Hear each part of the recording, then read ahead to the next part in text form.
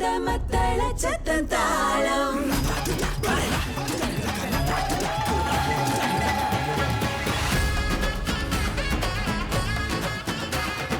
நெஞ்சும் துடித்திடும் அந்த சத்தத்தில் தாளம் முரசு கொட்டும் அந்த மத்தள சத்தம் தாளம்.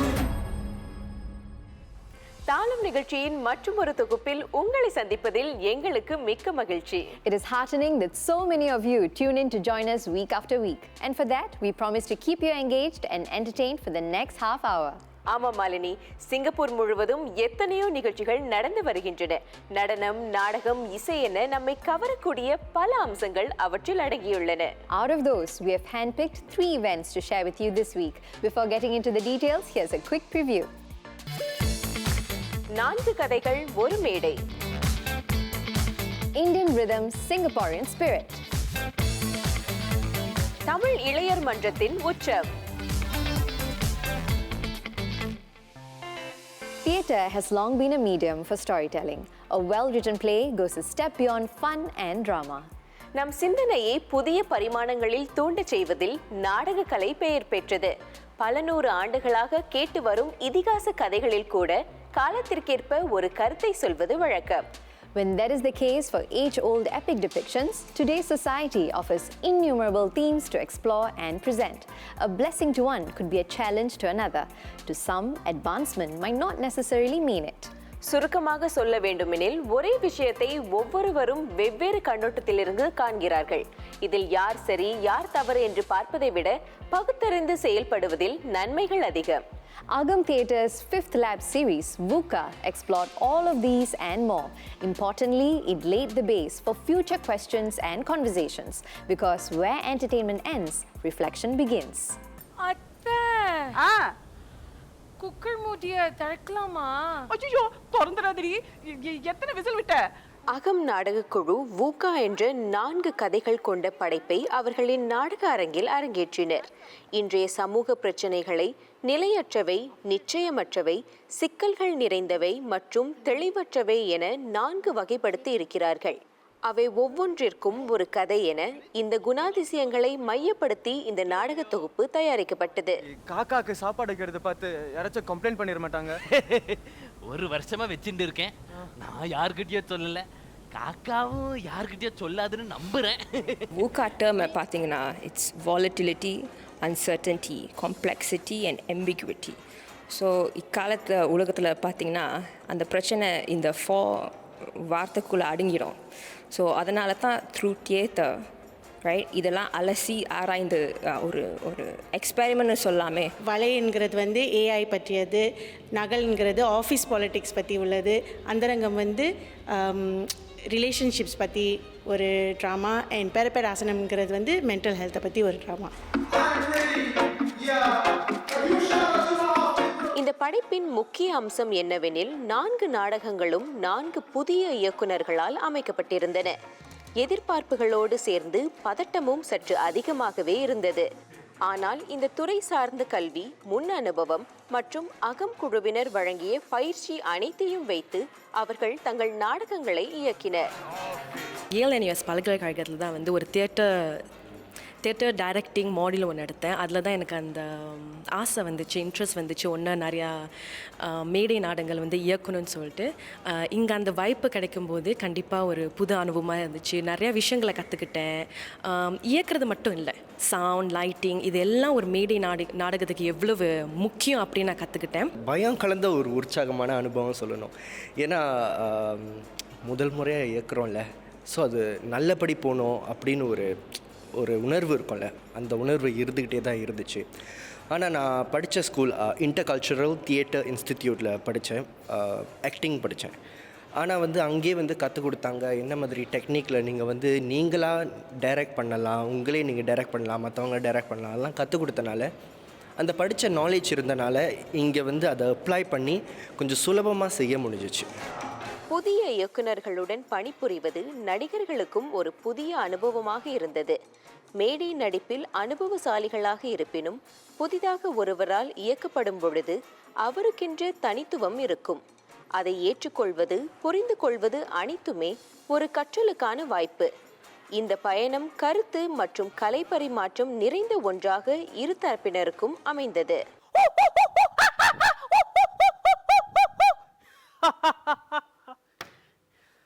மனிதர்கள் எவ்வளவு எளிதில் ஏமாற்றப்படுகிறார்கள் என்று பார்க்கும்போது எனக்கு சிரிப்பு வருகிறது. கேரக்டர் உள்வாங்கிறதுக்கு என் டைரக்டர் ரொம்ப ஹெல்ப் பண்ணார். ஸோ அவருக்கு நிறைய எக்ஸ்பீரியன்ஸ் இருந்ததுனால ஆஸ் அ ஆக்டர் அவர் வந்து ஒவ்வொரு லைனுக்கும் என்ன இன்டென்ஷன் அதை எப்படி உள்வாங்கிட்டு ஒன்றால் அதை எப்படி வெளிப்படுத்த முடியும் அப்படின்னு சொல்லி நிறைய கோத்ரூ பண்ணார். ஸோ அந்த ப்ராக்டிஸ்லாம் எனக்கு ரொம்ப யூஸ்ஃபுல்லாக இருந்துச்சு. நான் வந்து ஒரு 3 வருஷமாக நடிச்சுக்கிட்டு வந்திருக்கேன்.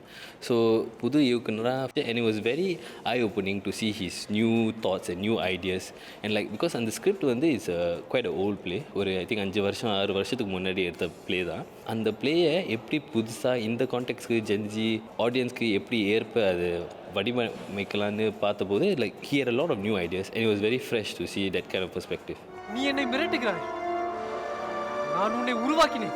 செயற்கை நுண்ணறிவின் நன்மை தீமைகள், தன்னம்பிக்கை மற்றும் சுயமதிப்பு, அலுவலக அரசியல், திருமண வாழ்வில் தனியுரிமை என 4 வேறுபட்ட கதைக்களங்களை கையாண்டனர். முக்கியமாக பார்வையாளர்களை சிந்திக்க தூண்டினர். நான் செய்கிற இந்த மேடை நாடகம் வலை, அந்த நாடகம் வந்து ஏஐ பற்றினது. ஸோ ஆர்டிஃபிஷியல் இன்டெலிஜென்ஸுங்கிறது வந்து நம்ம வாழ்க்கையில் இப்போ வந்து இருக்கிற ஒரு விஷயம், டெய்லி இருக்கிற ஒரு விஷயம் இல்லை. அது இப்போ வந்து நம்மளுக்கு நேர்மறையான தாக்கத்தை கொடுக்குதா இல்லை எதிர்மறையான தாக்கத்தை கொடுக்குதான்னு அந்த கேள்வியை எழுப்புறதுக்கு நான் ஆசைப்பட்றேன். எல்லாரும் சிங்கப்பூரில் வந்து மோஸ்ட்லி 9 to 5 வேலை தான் பார்க்குறோம். 9 to 5 வேலை பார்த்தே நம்ம வாழ்க்கை வந்து போயிடுது. அந்த வாழ்க்கையில் வந்து என்ன நடக்குதுன்னு ஒரு ஃபோட்டோ காப்பி மிஷின் பார்த்து சொல்லுது. அதுதான் இந்த கதையோட அகம் நாடக குழு தற்போது 6வது ஆண்டாக செயல்பட்டு வருகிறது. தமிழ் மேடை நாடகம் குறித்த இவர்களின் பேரார்வமே இதன் துவக்கத்திற்கு காரணம். பார்வையாளர்களை மகிழ்விக்க வேண்டும் என்பதை தாண்டி புதிய எழுத்தாளர்கள், நடிகர்கள், தயாரிப்பாளர்களை உருவாக்குவதில் இவர்கள் மும்முரமாக உள்ளனர். அந்த முயற்சியில் 90க்கும் மேற்பட்டவர்களுக்கு தங்கள் திறன்களை வெளிப்படுத்த வாய்ப்பளித்துள்ளனர். அந்த வரிசையில்தான் வூகாவின் மூலம் புதிய இயக்குநர்களை அறிமுகப்படுத்தியுள்ளனர். தியேட்டர் லேப்ங்கிறது வந்து ஒரு சீரீஸ் நாங்கள் அகம் பண்ணிட்டு வந்துட்டுருக்கோம். இது என்னென்னா அடுத்த தலைமுறை கலைஞர்களை வந்து நம்மளோட இண்டஸ்ட்ரிக்கு இன்ட்ரடியூஸ் பண்ணுறது தான் எங்களுடைய நோக்கம். அவங்களுக்கு வந்து ஒரு 5 வருஷமாக நாங்கள் என்ன பண்ணியிருக்கோம்னா 5வது இன்ஸ்டால்மெண்ட். இந்த 5வது இன்ஸ்டால்மெண்ட் என்ன பண்ணியிருக்கோம்னா ஒரு மென்டாரை சூஸ் பண்ணி அவங்கள வந்து இந்த 5 பேருக்கு ட்ரெயின் பண்ண வச்சு, இவங்க 5 பேருக்கு நாடக உத்திகள் எல்லாத்தையும் சொல்லிக் கொடுத்து அவங்களுக்கு அவங்களுடைய முதல் நாடகம் ஒரு அரங்கேற்றமாக இது இருக்கும். இது மூலமாக அவங்க நாடக உத்திகளை கற்றுக்கிட்டு இருந்திருப்பாங்க, இன்னும் நிறைய நாடகங்கள் பண்ணுவாங்க அப்படிங்கிறது எங்களோட நம்பிக்கை.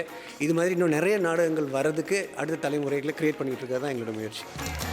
வழக்கத்திற்கு மாறான தலைப்புகள், தெரிந்த கதைகளை புதிய வடிவத்தில் படைப்பது, ஆர்வம் உள்ளவர்களுக்கு திறமையின் அடிப்படையில் வாய்ப்பளித்தல், இவை அனைத்துமே அகம்குழுவின் சிறப்பம்சங்கள்.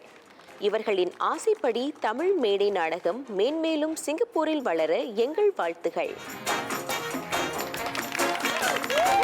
Such innovative concepts, and it is heartwarming to see how much time and resources go into keeping language and the arts relevant. அசந்து போகவும் வியந்து பார்க்கவும் நம்மை சுற்றி பல விஷயங்கள் இருக்கின்றன. அதற்கு இது ஒரு எடுத்துக்காட்டு. But let's not put an end to it there, because our upcoming segment is sure to amaze you right after this break.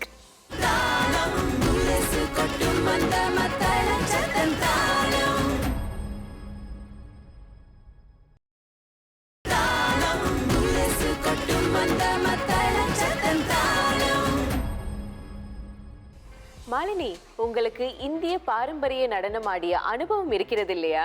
Yes, Suganti, I've been learning the classical art form of Odissi for the past 3 years. அதுல சவால்னு சொன்னீங்கன்னா எதை சொல்வீங்க? As a Tamil girl, I was introduced to the cultural elements of Orissa, which is one of the states in India where Odissi originated from. And the movement vocabulary of Odissi is very different from the classical art forms that we are familiar with, like Bharatanatyam. ஆமா மாலினி, நாம் இந்தியர்கள், ஆனால் நம் மொழிகளும் கலாச்சாரங்களும் பரந்து விரிந்து இருக்கின்றன. ஒரு மாநிலத்தைச் சேர்ந்தவருக்கு இன்னொரு மாநிலத்தின் பண்பு மற்றும் பாரம்பரியத்தை புரிந்து கொள்ளவே நெடுங்காலம் ஆகும். Imagine then what it would take for someone who's not even Indian to formally take up traditional Indian dance and ace it. அப்படி ஒரு கலைஞரை சந்திக்கலாம், வாருங்கள். Bhaskar's Arts Academy is a 70-year-old establishment that has been promoting traditional Indian arts in Singapore. Its latest endeavour is called Mayfield, an initiative to enhance the visibility of Indian arts that are less popular in Singapore and make them more accessible for aspiring dancers to pursue here. Originating from the Arabic language, Mayfield refers to a gathering to indulge in the arts. Aligned with that, this series kicked off with a solo Kathak performance. What we hope to achieve with it is to create more awareness of existing Kathak exponents in Singapore, young and upcoming Kathak exponents. Part of our initiative is also create awareness about Kathak.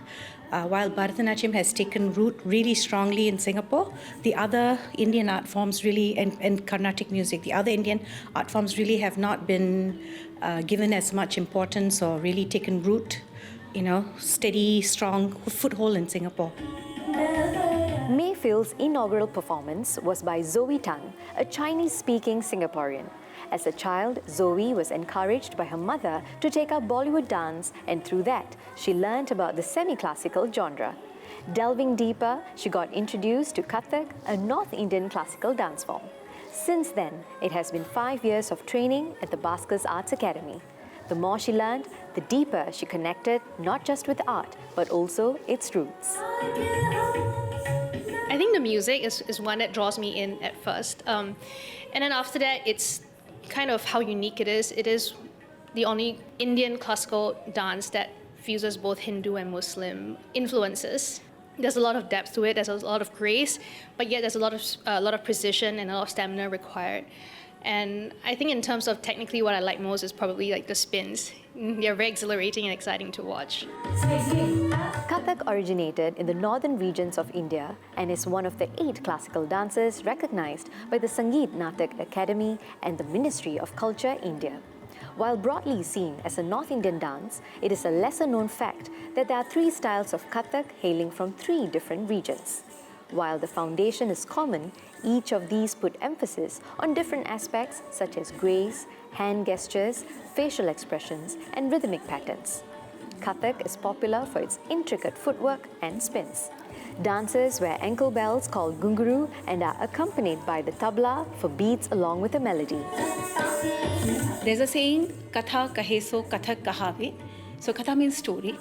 So the person who's telling the story, that person called Kathak. We have 3 gharanas, mean the 3 styles in Kathak, Jaipur, Lucknow, and Banaras.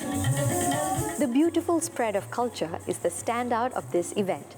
Zoe's dedication demonstrates how traditional Indian dance can be embraced and brought to life by anyone, regardless of background. However, as effortless as it looks on stage, a lot of work goes behind attempting an art form from another culture, let alone mastering it. Zoe embodied the grace and discipline of Kathak, showing that with zeal, all limitations can be overcome. The performance highlights the universality of culture and serves as a reminder that tradition thrives when it is shared, practiced, and loved by all. Zoe is a very enthusiastic person, and she loves dancing. I'm teaching so many students here, but she's the one like regular for the class, comes with the practice. The dance is like a relationship. So how much time you spend on it, you will understand more and more. Even Indians ourselves, when we are learning another art form of maybe a Tamilian learning an Odissi perhaps, there are nuances that as a non-Hindi speaking person, someone who's not an Indian coming in to learn Kathak. So those are the nuances that it's sometimes cultural nuances that you live. It's very difficult to imbibe. There's a lot of Hindi and Sanskrit in the dance itself, in terms of the words, the poems, a lot of Hindu mythology. So there's a cultural context that I must also pick up on. Beyond that, I think art probably transcends all borders. So there's a common principle of resilience, determination.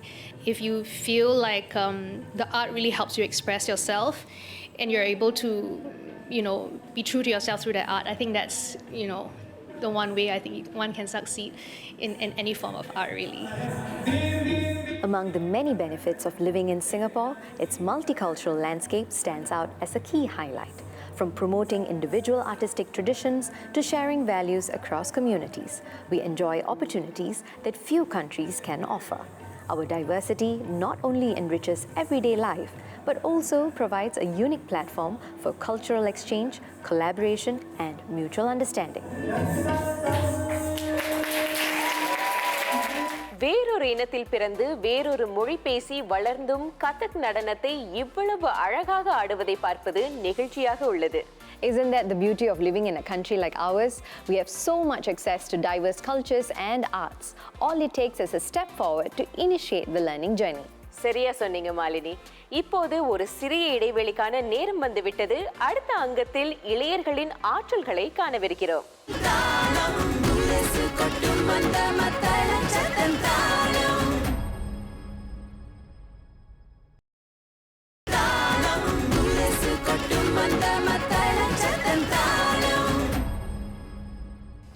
Welcome back. Growing up, we've seen many events helmed by senior community leaders benefiting the Indian community. Their experience and directives offer quality and efficiency. அவர்களின் தலைமைத்துவம் இளம் தலைமுறையினருக்கு எடுத்துக்காட்டாக விளங்கி இருக்கிறது. Taking inspiration from that, we now see a significant number of events that are completely taken care of by the youth. Of course, with a certain level of guidance from seniors, youngsters are bringing their fresh ideas to the table. அவ்வாறு இடம்பெற்ற ஒரு நிகழ்ச்சிதான் உச்சம். இளையர்கள் பங்கு பெறக்கூடிய ஒரு திறன் போட்டி. As they say, for the youth, by the youth. Come, let's watch the show and spot some talents. Singapore Tamil இளையர் மன்றம் 2வது முறையாக ஏற்பாடு செய்த திறன் போட்டி உச்சம். பாடல், ஆடல் மற்றும் குறும்பட தயாரிப்பு என 3 பிரிவுகளில் போட்டி நடந்தது. அதில் 100க்கும் மேற்பட்டவர்கள் கலந்து கொண்டனர். இறுதி சுற்றில் 14 படைப்புகளை கண்டுகளிக்க முடிந்தது. அவர்களை உற்சாகப்படுத்த ஏராளமான ஆதரவாளர்கள் திரண்டிருந்தனர். ஆண்டுதோறும் பலதரப்பட்ட போட்டிகள் நடந்து கொண்டிருக்கையில் உச்சத்தின் ஒரு சிறப்பு தனித்துவமே அதன் இளையர்களை ஈர்க்கிறது. நம்ம உச்சம் வந்து இளையர்களுக்காக இளையர்கள் ஏற்பாடு செய்யும் ஒரு போட்டியாகும். மேலும் பார்த்திங்கன்னா வந்து மற்ற கலைத்திறன் போட்டி வந்து பள்ளி மாணவர்கள் இல்லைனா ஒரு தனிப்பட்ட குழு வந்து அந்த நோக்கில் தான் வந்து அவங்க அந்த போட்டி ஏற்பாடு செய்வாங்க. ஆனால் நம்ம அப்படி கிடையாது. இளையர்கள், அதாவது வயது 14லேருந்து 35 வரை யார் வேணாலும் வந்து கலந்துக்கலாம், ஒரு குழுவாக வந்து கலந்துக்கலாம், இல்லைனா வந்து தனிப்பட்ட முறையில் வந்து கலந்துக்கலாம். அதில் தான் வந்து நம்மளுடைய உச்சம் வந்து வேறுபடுதுன்னு நினைக்கிறேன். நாங்கள் வந்து 2 வருஷமாக சிங்கப்பூர் இந்தியன் ஆர்கெஸ்ட்ரா அண்ட் குவாயரில் பாடிட்டுருக்கோம். ஆனால் தனியாக எங்கள் 2 பேரும் பாட ஒரு வாய்ப்பு கிடைக்கல. அதனால் இந்த ஆப்பர்ச்சுனிட்டியை யூஸ் பண்ணிக்கலான்னு ஃபீல் பண்ணோம். உச்சத்தில் கலந்து கொண்ட பலரும் முறையாக பயிற்சி பெற்றவர்கள் அல்ல.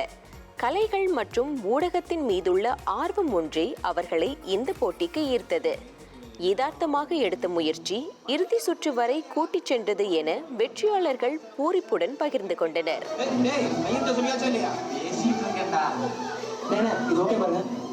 ரொம்பலாம் இது ஸ்ட்ரெஸ் எடுத்துக்கல. பேசிக்கலி எங்களுக்கு எங்கள் ஸ்கூல் வேலைலாம் இருந்துச்சு. அது முடிச்சுட்டு எப்போ ஃப்ரீயாக இருந்தோமோ அப்போ தான் இந்த வேலைலாம் பார்த்தது. குழு எப்படி அமைஞ்சிச்சுன்னா அது எல்லாமே எங்கள் ஃப்ரெண்ட்ஸ் தான். வீட்டை சுற்றி இருக்கிற பசங்க தான் எல்லாருமே. ஸோ அவங்கள சுற்றி ஏதாவது சும்மா ஜாலியாக பண்ணலாமே, மக்களை என்டர்டெயின் பண்ணுங்கிறதுக்காக தான் செஞ்சது தான் இந்த படம். பட் எப்படி பரிசுலாம் வாங்கணும்னு நினச்சி கூட பார்க்கல. ரொம்ப சந்தோஷமாக இருக்குது. நாங்கள் கண்டெம்ப்ரரி, செமி கிளாசிக்கல் மற்றும் ஹிப்ஹாப்பை வந்து நாங்கள் இதில் நாங்கள் இன்றைக்கி படைச்சிருக்கோம். இது மேலே வந்து நாங்கள் தேர்ச்சி பெற்றவர்களோ இல்லைனா வந்து ரொம்ப சிறந்தவர்களோ இந்த டான்ஸ் ஸ்டைல்ஸ் நாங்கள் கிடையாது. ஆனால் இது முழுக்க எங்கள் 8 பேருக்குமே உள்ள ஆர்வம்னால தான் நாங்கள் இதை செஞ்சுருக்கோம். போட்டியாக அமைக்கப்பட்டிருந்தாலும் இந்த நிகழ்ச்சி பல புதிய கதவுகளை திறக்கும் தளமாக விளங்கியது. எந்த ஒரு கல்வி அமைப்பையோ கலைக்கூடத்தையோ பிரதிநிதிக்காமல் தனிநபராக தங்கள் திறமைகளை வெளிக்காட்ட ஓர் அற்புத வாய்ப்பு இது. வெற்றி தோல்வியை தாண்டி இந்த பயணத்தின் வழி பங்கேற்பாளர்கள் பெற்ற கற்றல்கள் பல. உதாரணத்திற்கு மேடையேறி படைக்கும் தன்னம்பிக்கை, பயிற்சி வழி கற்கும் பிற பண்புகள், நண்பர்கள், தலைமைத்துவ பொறுப்புகள் என அடுக்கிக் கொண்டே போகலாம். இந்த போட்டியை அவங்க பார்த்த உடனே அவங்களுக்கு போட்டியாளர்களை வந்து அவங்களோட நிகழ்ச்சிக்கோ இல்லை வந்து ஒரு ப்ரொடக்ஷன்ஸ்க்கோ அவங்க பயன்படுத்துகிறாங்க. இதனால் வந்து போட்டியாளருக்கு வந்து அவங்களோட கலையை வந்து மேம்படுத்துறதுக்கு ஒரு நல்ல வாய்ப்பாக இருக்குது. அது மட்டும் இல்லாமல் போன ஆண்டு பங்கேற்ற போட்டியாளர்களும் சிங்கப்பூர் தமிழ் இளையர் மன்றத்தில் வந்து ஒரு உறுப்பினராக சேர்ந்து பல நிகழ்ச்சிகளை வந்து அவங்களும் வந்து முன்னெடுத்து நடத்துகிறாங்க. பயிற்சிகள் நாங்கள் மேற்கொள்ளும் போது நாங்கள் நடனத்தை மட்டும் இல்லாமல் இதில் இருக்கும் லீடர்ஷிப் வேல்யூஸ், ஒருத்தருக்கு ஒருவர் குழுவில் வேலை செய்கிறது, அதில் வர கருத்து வேறுபாடுகளை வந்து மேற்கொள்வது, இப்படிப்பட்ட விஷயங்கள் எல்லாமே நாங்கள் கற்றுருக்கோம். இந்த ட்ரோஃபியை மட்டும் நாங்கள் ஜெயிக்கல, நாங்கள் கண்டிப்பாக 8 பேராக இதை விட நாங்கள் நிறைய கற்றுக்கிட்டு தான் அந்த நடனத்தை நாங்கள் செஞ்சுருக்கோம்னு நான் சொல்லுவேன். சுமார் 50 ஆண்டுகளுக்கு முன்பு ஒரு நல்ல பாடகரின் முத்திரை அவரது குரல் வளம் மட்டுமே. ஆனால் இன்றைய தேதியில் ஆடல் பாடல் போன்ற பல திறன்களை கொண்ட கலைஞர்களை பொதுமக்கள் அதிகமாக கொண்டாடுகிறார்கள். இவ்வாறு இருக்கையில் இன்று கலையுலகில் சாதிக்க சகலகலா வல்லவர்களாக இருப்பது அவசியமா அல்லது ஒரு துறையில் நிபுணத்துவம் பெறுவது போதுமானதா? தன் அனுபவம் கலந்த அறிவுரையை வழங்கினார் உச்சம் போட்டியின் நடுவர். ஒரு அடிப்படைன்னு சொல்லுவாங்கள்ல, மாஸ்டர் பண்ணுங்க. அதை மாஸ்டர் பண்ணி இன்னும் உள்வாங்கி இதுதான் என்னால் நல்லா செய்ய முடியும்னு புரிஞ்சுக்கணும். அதை புரிஞ்சுக்கிட்டோன்னே you can master everything else. Because Jack of all ட்ரிக்ஸாக இருக்கிறது ரொம்ப முக்கியம். டைவர்சிஃபிகேஷன் சொல்லுவோம்ல, ஸோ டைவர்சிஃபிகேஷன் ஆர்ட்ஸில் கண்டிப்பாக ரொம்ப முக்கியங்க. ஸோ ஜேக் ஆஃப் ஆல் ட்ரிக்ஸாக இருக்கணும், ஆனால் மாஸ்டர் ஆஃப் ஒன்னோ இருக்கணும்.